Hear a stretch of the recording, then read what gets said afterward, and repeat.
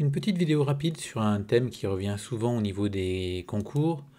Alors c'est pas grand chose, c'est juste un point de détail, mais qui est quand même important. Donc vous connaissez tous naturellement l'équivalent de Stirling, qui nous dit que factoriel n est équivalent à racine de 2 n fois n sur e puissance n. Mais il arrive des fois qu'on vous demande de trouver un équivalent non pas de factoriel n, mais de ln de factoriel n. Donc le souci étant que on n'a pas le droit de composer un équivalent par fonction logarithme. Donc comment faire pour trouver cet équivalent-là? On va passer par un développement limité.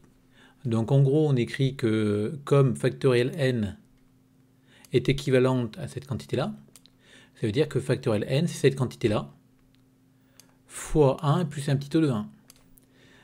Après, on utilise les propriétés du logarithme qui nous disent que ln de a fois b, c'est ln de a plus ln de b, les quantités ici étant positives. Puis ce logarithme-là, c'est encore une fois le logarithme d'un produit de termes positifs. Donc on va couper ce logarithme, c'est ln de racine de 2pi, fois ln de racine de n, fois n ln de n, donc c'est pour le n puissance n, moins n ln de e, c'est pour le e puissance n qui est là, plus ln de 1 plus petit o de 1. Ensuite, on continue notre travail, donc ln de racine de n, c'est 1,5 de ln de n. Là, on a notre ln de n, ln de e fait 1. Ici, cette quantité-là tend vers 0, donc c'est un petit o de 1.